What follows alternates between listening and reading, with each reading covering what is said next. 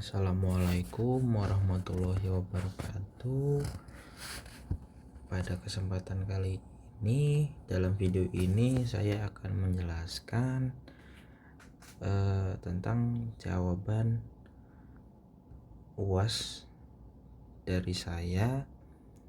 Sebelumnya perkenalkan, nama saya Muhammad Aman Satria Pradana dengan NIM 07021220009 dari kelas Teknik Geologi kelas A, jurusan Teknik Geologi, Fakultas Teknologi Kebumian dan Energi,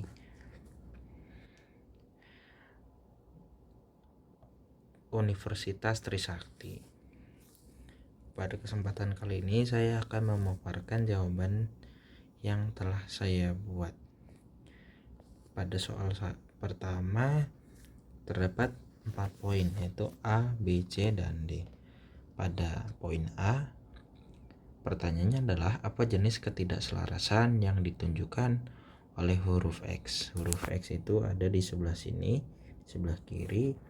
Jawaban saya yaitu disconformity. Untuk poin B, apa jenis hubungan stratigrafi antara C dan D? Jawabannya yaitu angular unconformity. Untuk poin C, apa jenis hubungan stratigrafi antara F dan G? Yaitu paraconformity. Untuk poin D, apa jenis hubungan stratigrafi antara A dan B? Jawabannya yaitu nonconformity. Selanjutnya yaitu ada 2 tipe sesar. Yang pertama yaitu sesar naik. Kenapa sesar naik? Karena lapisan hanging wall, yaitu yang berada di sebelah kanan, relatif bergerak ke atas. Untuk yang sebelahnya itu footwall, dimana footwall itu stabil, tidak akan bergerak ke atas ataupun ke bawah. Bila dilihat di sini letaknya relatif ke bawah, yaitu disebut sesar naik. Untuk yang kedua yaitu sesar geser ke kiri. Karena kalau kita ada di salah satu bidang,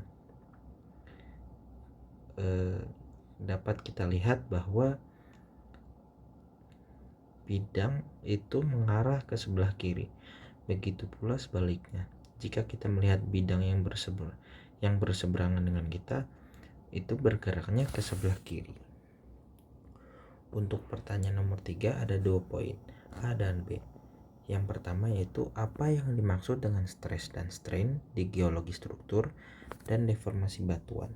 Jelaskan secara singkat namun mencakup pembahasan geologi yang ada. Dan B, apa perbedaan mendasar tentang deformasi mekanisme brittle dan ductile. Untuk poin A yaitu stres merupakan gaya yang terjadi pada batuan akibat pergerakan lempeng. Yang kedua yaitu strain. Strain itu adalah perubahan yang terjadi pada batuan akibat mengalami stres. Yang ketiga yaitu deformasi. Deformasi merupakan perubahan bentuk batuan akibat adanya gaya yang bekerja di luar batuan. Pada poin B, deformasi mekanisme brittle, yaitu gaya yang bekerja atau stres dapat memecah batuan karena batas elastisitasnya terlampaui, yang dimana batuan akan pecah. Deformasi mekanisme ductile yaitu gaya yang bekerja pada batuan tidak dapat melampaui batasnya sehingga terjadi pecahan atau perubahan bentuk. Perubahan bentuknya itu berupa volumenya dapat berubah pada batuan. Untuk selanjutnya yaitu soal nomor 4. Soal nomor 4 itu ada 2 poin. Yang pertama, sebutkan dan jelaskan petroleum system beserta 5 elemen utamanya. Yang poin B, kemudian apa perbedaan antara resource dan reserves pada sumber daya minyak dan gas bumi. Pada Petroleum system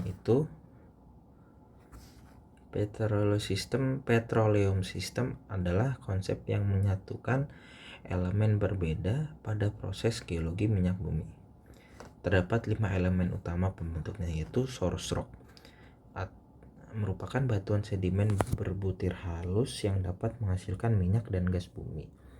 Yang kedua itu ada reservoir rock, yaitu batuan yang dapat menyimpan fluida di dalam pori-porinya sehingga air, minyak, dan gas bumi dapat terakumulasi. Yang ketiga yaitu migration route, yaitu terjadinya proses migrasi hidrokarbon dari batuan induk ke daerah yang bertekanan lebih rendah. Yang keempat itu ada seal rock, yaitu batuan penyekat yang berfungsi sebagai penghambat migrasi hidrokarbon ke tempat yang lebih jauh. Yang kelima ada trap merupakan perangkap tempat terakumulasinya minyak dan gas bumi. Pada poin B yaitu resource merupakan jumlah material yang bisa dihitung berdasarkan data geologi, geofisika, dan geokimia namun belum real. Untuk reserve merupakan jumlah material yang sudah dibuktikan secara real. Untuk nomor 5, sebutkan dan jelaskan satu jenis endapan mineral. Kemudian berikan contoh kasus lokasinya yang sedang ditambang pada sekarang ini.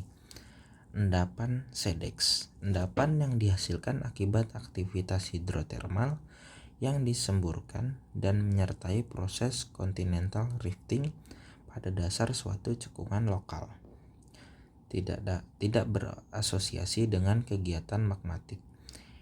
Mineral penciri yang terdapat pada endapan ini yaitu timah yang lokasinya bisa kita temukan di Kepulauan Bangka Belitung.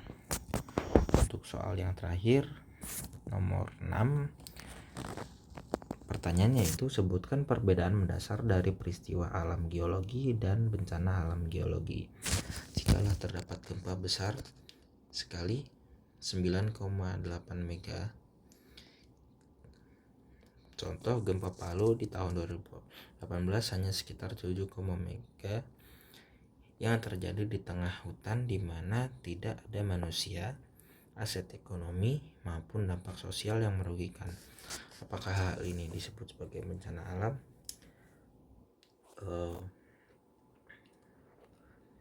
Saya akan menjelaskan tentang peristiwa alam geologi dan bencana alam geologi.